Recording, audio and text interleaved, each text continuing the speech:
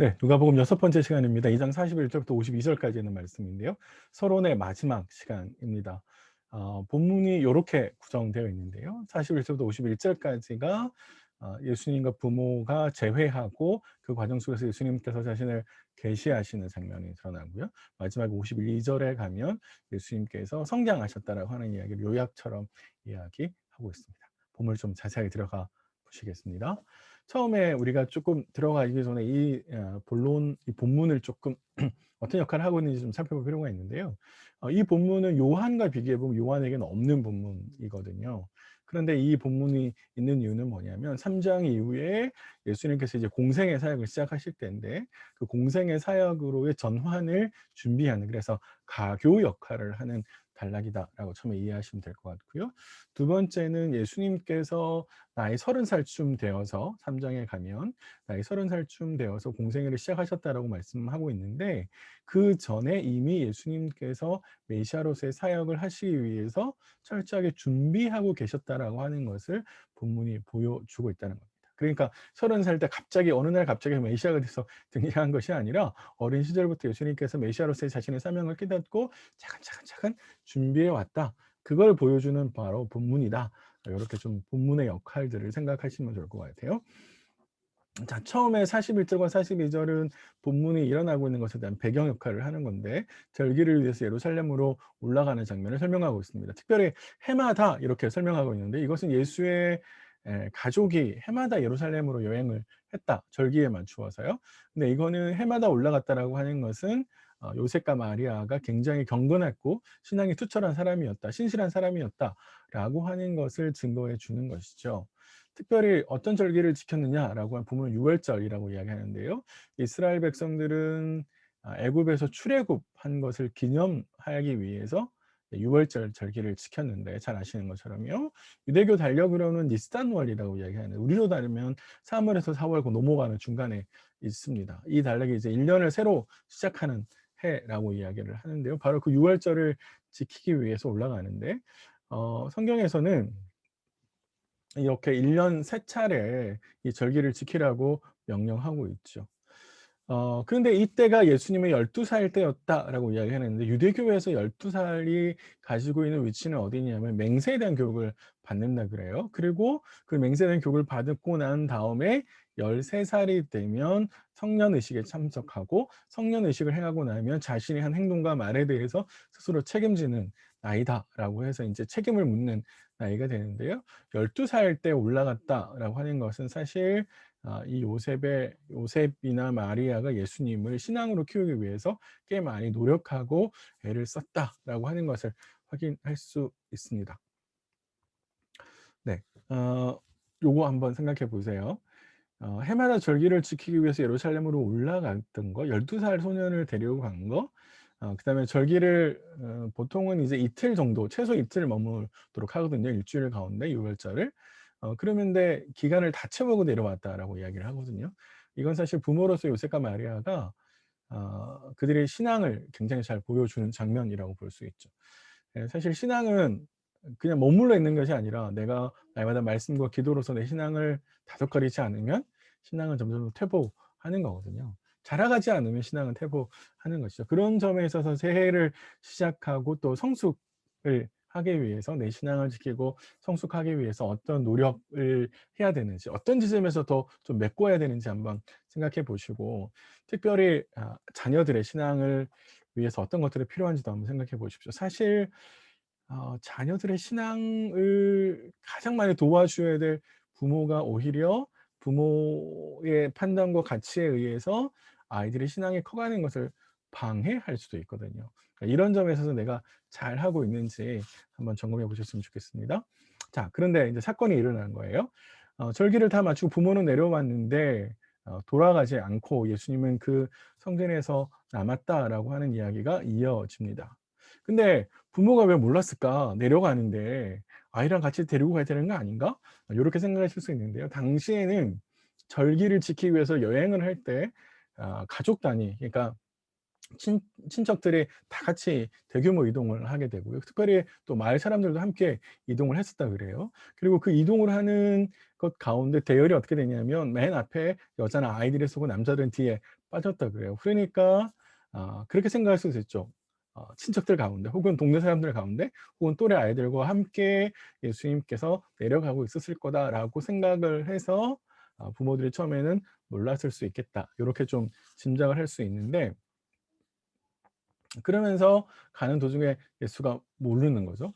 없다라고 하는 사실을 뒤늦게 아는 거죠. 그래서 예수님을 찾아서 왔던 길을 되돌아가고 있고, 그 되돌아가는 과정 가운데서 예수가 어디쯤 있는지 계속 숨어서 계속 차차히 찾아간다라고 이제 표현하고 있습니다. 사실 아이를 잃어버리면 굉장히 놀라운 일이잖아요. 지금처럼 뭔가 경찰서에 연결하고 막 이런 시대가 아니었으니까 정말 요셉과 마리아는 굉장히 놀랐을 건데, 그래서 왔던 길을 되돌아갑니다. 되돌아와서 사흘 만에 성전에서 찾는데 굉장히 놀라운 장면이 벌어지는 건 뭐냐면 바로 예수님이 당시에 선생들과 함께 앉아서 대화를 하고 있는 장면이죠. 보통의 유대교 안에서는 선생과 대화가 선생과 제자 사이에 질문하고 답을 하는 이런 과정들을 통해서 교육을 하거든요. 그러니까 고렇게 지금 예수님께서 하고 있는 걸 본 거죠. 그것이 굉장히 놀랐다라고 이야기를 하는데, 특별히 예수님의 대답에 대해서 당시에 선생들이 굉장히 "놀랍다. 놀라워했다."라고 이야기를 하는데, 여기 쓰여 있는 이 놀랍다라고 하는 동사는 하나님의 권능에 대해서 사람들이 반응을 묘사할 때 쓰는 단어입니다. 그리고 특별히 예수님의 지혜가 뛰어났다라고 이야기를 하고 있는데, 지혜라고 하는 것은 어떤 사건이나 본질을 꿰뚫는 통찰력을 의미하는 것이죠. 그러니까 12살 소년이 보여줄 수 있는 지혜는 아닌데, 예수님의 지혜가 그런 면에 있어서 굉장히 많은 선생들이 어린 소년의 높은 지혜, 깊은 지혜에 감탄을 한 것이죠. 그래서 그러고 있는 것을 본 요셉과 마리아는 굉장히 놀라웠다라고 이야기를 하고 있는데요. 전혀 예상하지 못했던 곳에서 예수님을 보기 때문에 그러겠죠. '설마 성전에서 선생들과 앉아서 이런 이야기를 하고 있을 줄이야.' 생각을 못했던 거죠. 그래서 어쩔 줄 몰라 하는 모습이 펼쳐지고 있습니다. 자, 사실은 이제 지금부터가 이 본문의 핵심이라고 볼 수 있는데요. 사실은 예수님께서 하시는 그다음의 이야기들이 중요한데, 이 이야기는 사실 이 지금까지의 이야기는 이 이야기를 하기 위해서 앞에서 뭐라 그럴까, 배경을 설정한 거라고만 볼 수 있습니다. 마리아가 요셉을 아니요 예수님을 보자마자 "어찌해서 우리에게 이렇게 했냐?" 라고 이야기를 하죠. 사실 이거는 마리아의 마음속에 있는 아이를 잃어버린 것에 대한 그 고통이 있잖아요. 그 아픔을 고스란히 토로한 거거든요. "정말로 네가 행동이 나를 아프게 했다."라고 이야기하는 것이죠. 혹시 기억나시는지 모르겠는데, 앞에 시몬이 마리아에게 이야기한 것 중에 "칼이 너를 찌르듯 아플 거야."라는 이야기를 했었죠. 사실 예수님은 지금 자신의 사명을 이루시기 위해서 성전을 찾았고, 그 성전을 찾은 가운데에서 사명에 대해서 이야기를 하고 있는데, 그 행동이 사실 마리아의 마음을 심각하게 아프게 했던 거죠. 자, 그래서 예수님이 하시는 말씀이 이렇게 이야기를 합니다. "내가 내 아버지 집에 있어야 될 줄을 알지 못했습니까?" 라고 이제 예수님께서 이야기하시는데, 여기에 쪼끔 어려운 점이 있어요. 우리 개역 개정의 번역은 "내 아버지 집이라고 번역을 하지만 헬라어 성경은 집이라는 말이 없습니다. "내 아버지 안에" 직역하면 그렇게 돼요. 그래서 학자들은 여기에서 뭔가가 빠졌을 거다, 그러니까 함축되어 있을 거다라고 생각을 하는데, 그게 뭐냐? 그럼 바로 집이라는 말일 거다라고 추측을 합니다. 왜냐하면 "내 아버지 안이라는 말은", 특별히 예수님이 성전에 계셨잖아요. 성전은 하나님의 임재가 있는 곳이니까 성전에 있다라는 말은 하나님 안에 있다라는 말로 바꿔 쓸 수 있는 것이죠. 그러니까 예수님이 뭐라고 이야기를 한 거냐면 "내가 내 아버지 집에 있어야 되잖아요." 요렇게 이야기해야 된다는 것이고, 그 말을 조금 풀어서 쓰면은 아마도 "하나님의 일들을 배워야 되고 그런 가르침에 대해서 내가 몰두해야 됩니다."라고 하는 말로 들을 수 있습니다. 자, 이 말은 예수님께서 자신의 사명을 수행하시기 위해서 배워야 되고 생각해야 되고 더 나 자신을 발전시켜야 됩니다. 그런 말로 이해할 수 있는 겁니다. 그러니까 예수님은 아주 어린 시절부터 사실 자신의 사명을 깨달았던 거고, 그래서 그 사명을 이루기 위해서 열심히 노력하셨다라고 하는 것을 확인할 수 있는 거죠. 특별히 "알지 못했습니까?"라는 말은 요셉과 마리아 정도라면 어 메시아의 부모라면 이 정도는 알고 있어야 하지 않았습니까? 나를 찾는다면 여기저기 다 찾는 것이 아니라 성전에서 당연히 찾으셔야 되는 거 아니었습니까? 라고. 그러니까 예수님의 부모도 예수님의 사명에 대해서 알고 있어야 된다라는 뜻으로 아마도 예수님께서 이야기하신 것처럼 보입니다. 특별히 재밌는 이야기는 예수님의 사명을 아니 관계, 예수님이 누구냐라고 하는 이야기를 보여줄 수 있는 대목이 바로 "내 아버지"라고 하는 표현이죠. 이거는 하나님과 인격적인 관계, 아들 관계, 독생자의 관계에 있다라는 말이고, 그리고 사실 이 목소리는 예수님이 누가복음을 시작해서 처음 예수님의 목소리를 들려주는 대목이라고 하는 데서 재미가 있는 것이죠. 조금 어려운 이야기를 드렸었는데요. 정리를 좀 해 보면 예수님의 대답은 첫 번째, 내가 어디에 우선권을 두어야 되는지에 대한 대답이라고 볼 수 있습니다. 나는 하나님의 나라를 위해서 왔고 그 사명을 이루기 위해서 나는 하나님의 뜻을 배워야 되고 또 그 하나님의 뜻을 더 깊이 되새겨야 됩니다라고 하는 우선순위와 관련해서 이야기를 한 것이고, 두 번째는 그렇게 해서 내 사명을 성실하게 수행해야 됩니다라고 하는 예수님의 의지를 피력한 것이다 라고 정리를 할 수 있을 것 같아요. 자, 근데 예수님이 이렇게 이야기를 하고 났더니까 그 부모는 그가 하신 말씀을 깨닫지 못했다라고 50 절에 설명하고 있는데요. 왜 몰랐을까요? 아니 마리아는 지금 처음 듣는 게 아닌데 가브리엘이 예전에 임신하기 전에 이런 이야기를 충분히 했었고 시몬도 이야기했었고 안나도 이야기했었는데 왜 모르지? 예, 라고 생각할 수 있는데요. 한번 잘 생각해 보세요. 내가 마리아나 내가 요셉이라면 어느 날 갑자기 아이를 뵙고 "그 아이가 이렇게 할 거야."라고 이야기를 한다고 해서 사실 그 모든 것을 처음에 다 깨닫고 가지는 않거든요. 예수님의 제자들도 마찬가지잖아요. 3 년을 따라다녔지만 사실 예수님에 대해서 온전히 이해하지 못했었거든요. 우리야 지금 모든 것을 다 알고 있으니까 깨닫지 못하는 마리아와 요셉이 이상하게 느껴질 수 있지만 사실 그렇지 않습니다. 온전히 예수님을 깨달아가는 데는 시간이 많이 걸리는 거예요. 그리고 그것이 그 말씀이 점점 현실이 되어갈 때 깨닫는 거지 완전 뭐 어떤 초능적인 능력을 가지고 깨닫는 게 아니니까 이 깨닫지 못했던 두 사람의 모습이 이상한 게 아니다. 이상하게 보지 말자. 요렇게 좀 말씀을 드리고 싶으네요.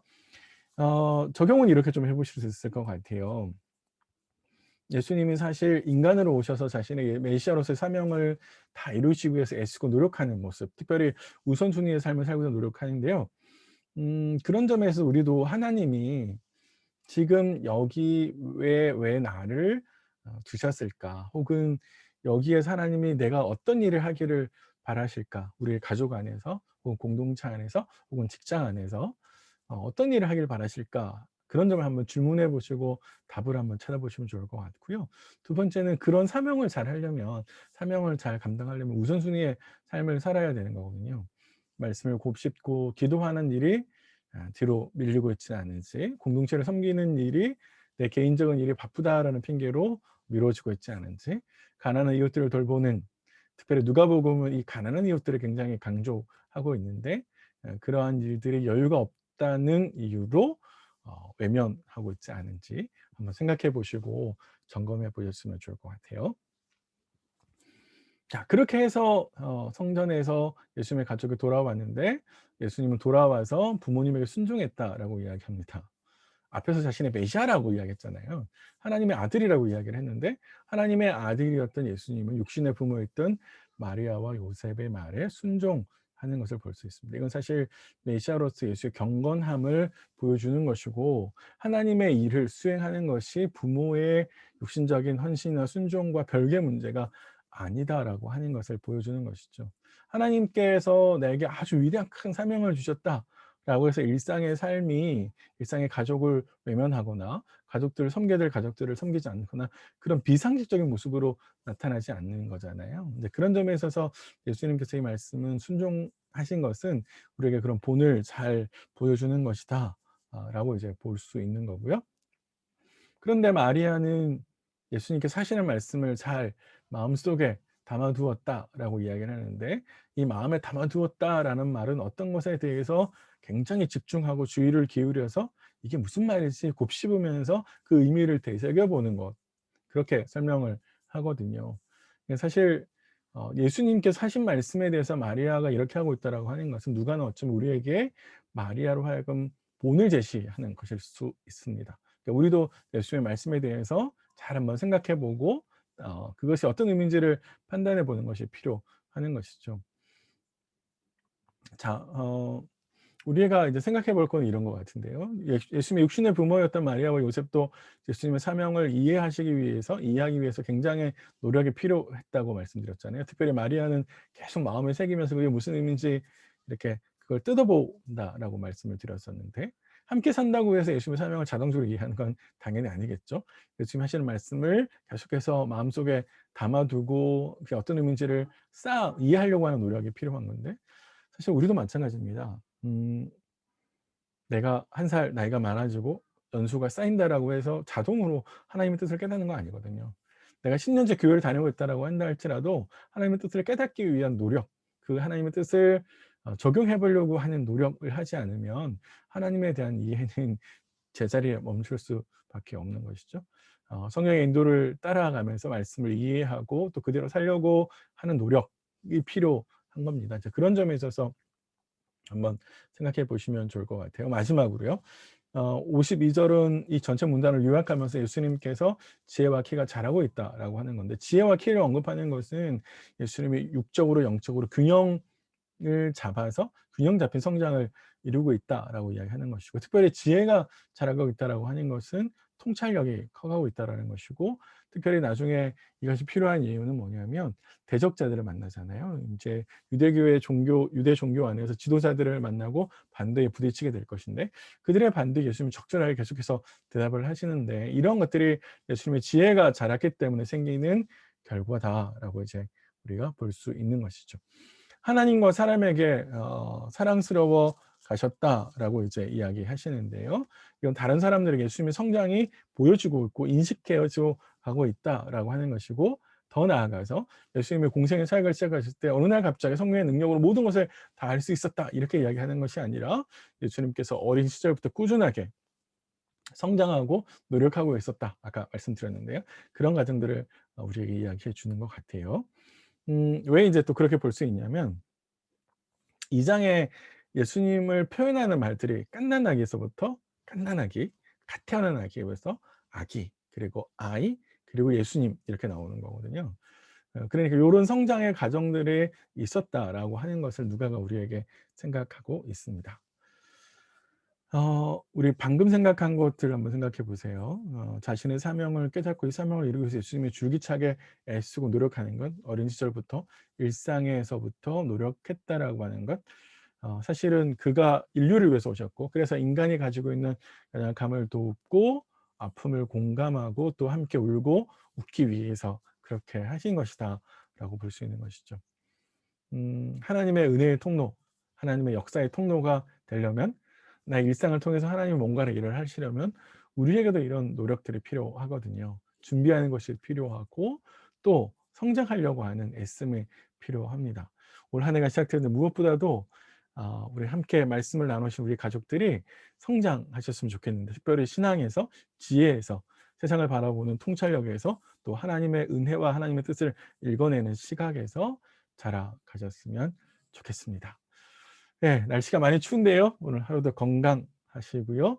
오늘 하루 좀 편안하게 보내셨으면 좋겠습니다. 내일 아침에 다시 찾아뵙도록 하겠습니다.